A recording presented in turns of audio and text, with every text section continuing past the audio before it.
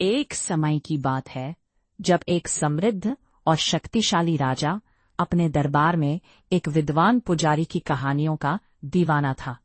राजा राजमहल की सुनहरी दीवारों में बैठे अपनी शाही वस्त्रों से चमकते हुए रोज उस पुजारी को सुनने का इंतजार करता था। पुजारी की आवाज में एक अजीब सी मिठास थी जो सुनने वालों के दिलों को छू जाती थी।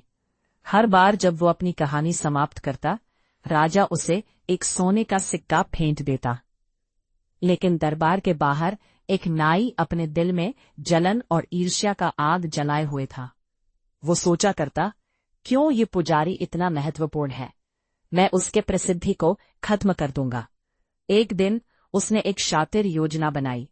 वो पुजारी के पास गया और बोला, पुजारी जी, मैंने सुना है कि राजा साहब कह रहे हैं कि आपके मुंह से बदबू आती है। अगली बार जब आप दरबार जाएं तो अपना मुंह और नाक कपड़े से ढंककर बात करें। बेवकूफी में पड़कर पुजारी ने अगले दिन राजा के दरबार में जाते समय अपना मुंह ढंक लिया। नाई ने पहले ही राजा के कान भरे थे और राजा को गुस्सा आ गया। उसने एक पत्र लिखा और पुजारी को दिया, इसे ले जाकर नगर के जल्लाद को दे दो। पुजारी ने सोचा कि शायद राजा ने उसे इनाम इनाम दिया है। जैसे ही वो रास्ते में था, वही नाई फिर से मिला। उसने पुजारी से कहा, मुझे वो पत्र दे दो, मैं जल्लाद तक पहुंचा दूंगा। पुजारी ने बिना सोचे समझे पत्र उसे दे दिया। नाई ने जल्लाद से जाकर वो पत्र दिखाया और जल्लाद ने राजा के आदेशानुसार उसे ही मृत्युदंड दे दिया। इस पूरी घटना ने पुजारी को नाई की सच्चाई से परिचित किया।